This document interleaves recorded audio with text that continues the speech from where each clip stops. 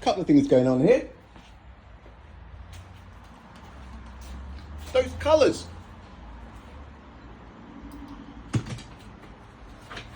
We're not seeing colours. Not seeing colours. No. It's just a sensation of colours because of the rods and cones in our head. I was so ready to do 1975, and this is, believe it or not, take 4. I pride myself in throwing my phone on and just getting through them, right? Sometimes I mess up a little bit, but I keep it real. It's going on for too long. The shortest I've been able to do this is in about 24 point something minutes. It's too long, so I'm going to really try and cut this down. I was going to do 1975 and then do Tico. He's been whinging. Shut up, Tico. You're interesting, but not that interesting, okay? So I scanned this yesterday to make sure I wasn't missing a good one. And I saw the colour. Who discovered that the sun sends out different colours of light? So he was the man who discovered. He discovered this, okay? Then it goes on. Yada, yada, yada. The word prism comes up. Now, I'm not convinced at all that in 1666 there was the technology, the know-how to cut glass, a triangular prism, that efficiently to get red, orange, yellow, green, blue, indigo, violet bounce out one side of the prism, and then that they had the same, another prism to turn it back into white light. So I said to myself, prism. I went to the 1961 book, went to the index, prism, tells me what book, what page to go to. So it sends me to book 7. Prisms. I get there, and it's the world of colour, okay? It's the world of colour. Now I'm just going to start at near the beginning, right? And try to keep this short. The perception of colour adds greatly to our knowledge of the world around us, and it's also a never-ending source of pleasure. It causes us to appreciate fully the beauty of a sunset, the striking hues of autumn foliage, or the manifold colours of the rainbow. Men have been keenly aware of colour since the early times, as countless writings attest. Yet its nature remained a complete mystery until the 17th century. Sir Isaac Newton's classic experiments in 1666 yielded the first clues to its physical basis. Colour remained a complete mystery until 17th century. What is the mystery about colour? What we have here is the usual. They've taken something like this, processed it somehow, and come up with a banana milkshake with all the trimmings. There is no mystery about colour, is there? Some things are red, some things are yellow, some things are pink. If you mix certain colours together, you get different shades of other colours. That's what I think. But it's been turned into a circus.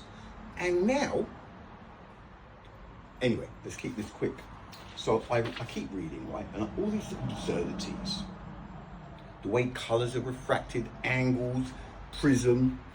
This has been happening with the sunlight and rainbows before we were even a scratch in Daddy's pants, if you know what I mean.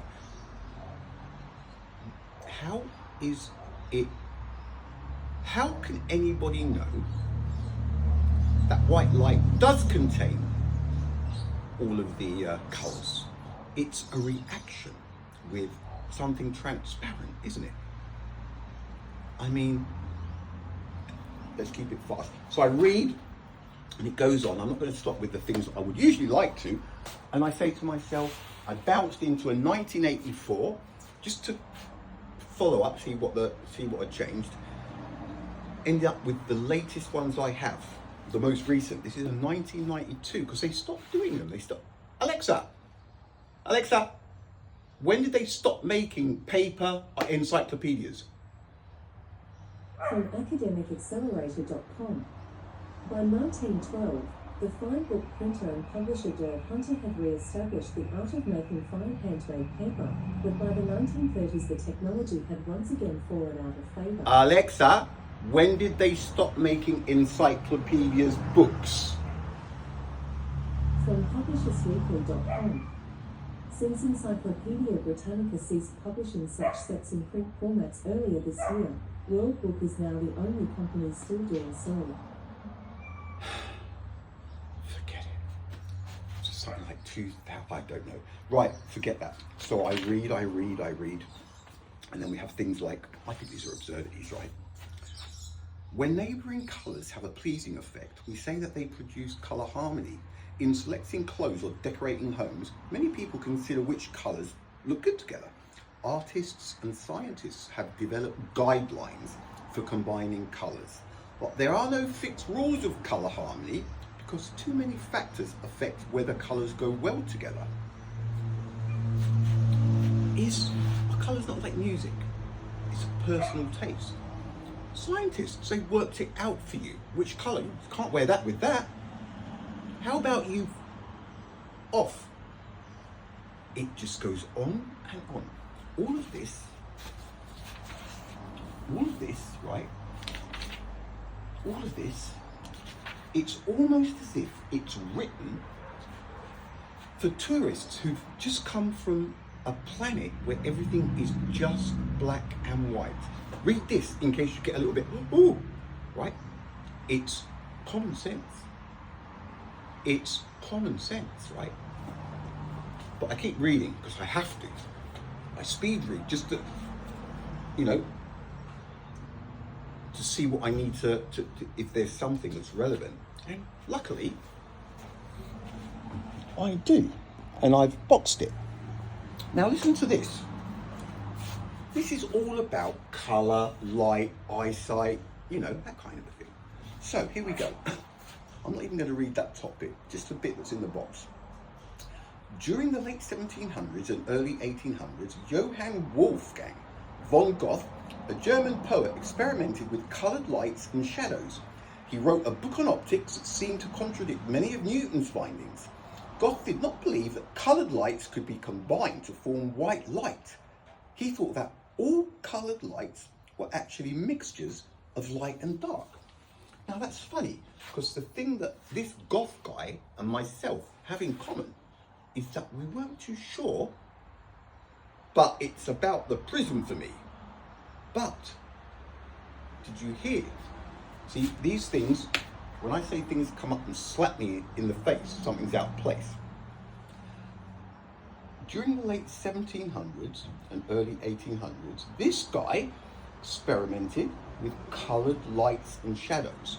Electricity didn't come out in Europe until 1880. Late 1700s, 1880.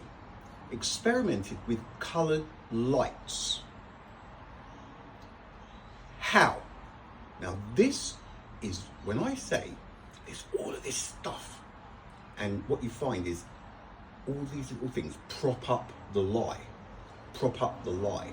This printing in the 1992 is bollocks. There was no electricity. What kind of lights? They had the sun. You cannot experiment with different light colours just using the sun. Wicks, oil wicks, kerosene, paraffin, I don't know. There is no way that he experimented with lights, right? Lie.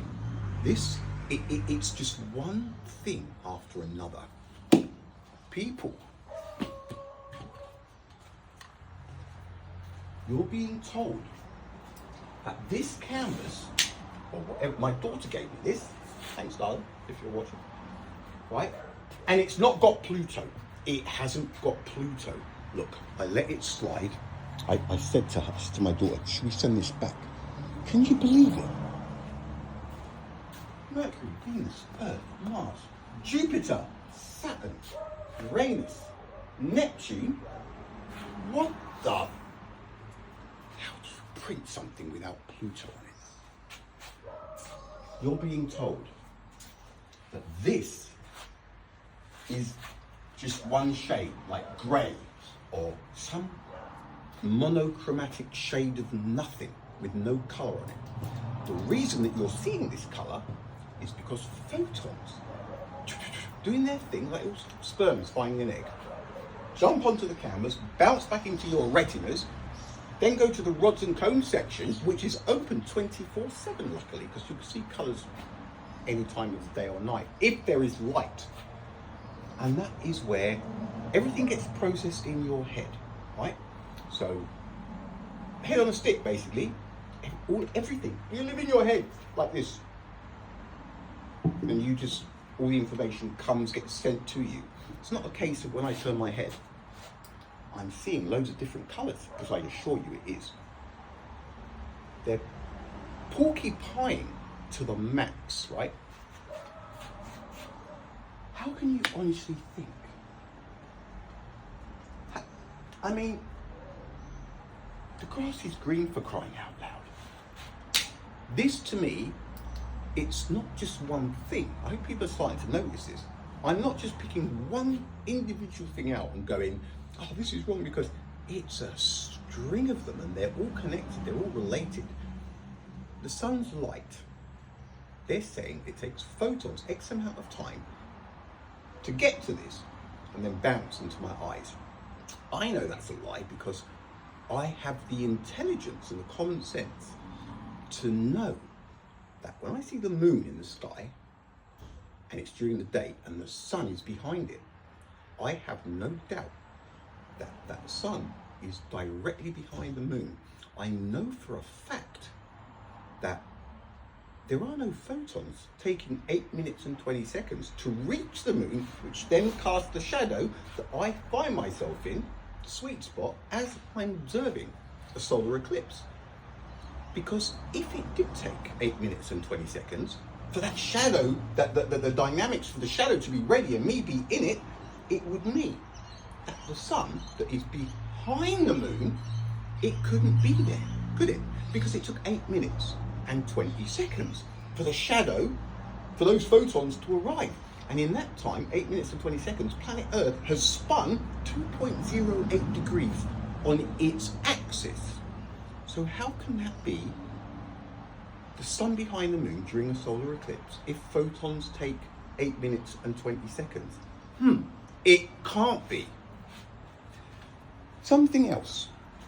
You saw me throw a ball in here. Oh, that's better. 12 coming up to 30 minutes. Right. Oh, by the way, in the 1961 book, see, I tried to rush this. And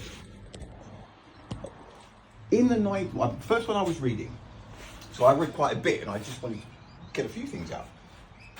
Lightning strikes. Bang. Apparently, the light wave, the wave theory of light, the waves can be a mile, even longer, right? The waves from lightning, gamma rays.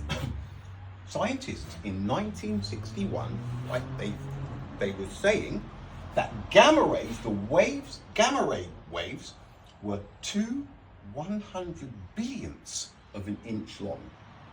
I just thought that was a point worth noting. It reminds me a lot of the 1971 atomic clocks sent east and west around the planet to then find out that they were 300 billionths of a second out. Now, I threw a ball at the beginning of this. People sometimes, oh, you're jumping onto conspiracy theories. No. Let me tell you something, for those of you who say that. Everything that I come up with is my own, right? The sun. I had never heard that it took 4.6 seconds for the sun to radiate its own diameter. I found that because I had all the numbers up on the board. And I saw the sun's diameter and the speed of light. And I thought, hang on a minute, that is how this all started for me. Now this one, don't they say they're going to slingshot around some planet to get somewhere else? It helps them. They're going to slingshot. We get there faster. Really? So they use the gravity of the planet to go towards this planet and then slingshot around it, and it gives them a boost. But does that force not react against whatever it is that's slingshotting, as soon as it's gone around the corner, as soon as it goes around the corner, does any boost, any acceleration disappear? Equally, Earth. Let's say we're going to slingshot around the sun or Jupiter or wherever because we want to go to Proxima Centauri, and we believe that when we slingshot around this planet, God, the amount of boost it's going to give us, but the rocket takes off, accelerates towards the sun, everything's dandy. As soon as it gets there, is the sun not going to be pulling back on the spaceship the equal amount that it was helping it go forward initially? Is there not going to be a force trying to slow this down as it carries on? Of course there is. So how does slingshotting from anything help? Have they found a way to neutralize that pull that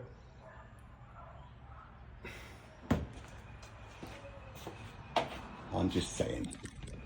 I'm going to look. That one only came to me yesterday afternoon. This is the first time I've actually. All right, look, it's already going up to. It's coming up to 17 minutes. This is the shortest I've been able to do. This was 24 something, I think it was, and I've left a few things out. But I think this is relevant, right? The lies are obvious.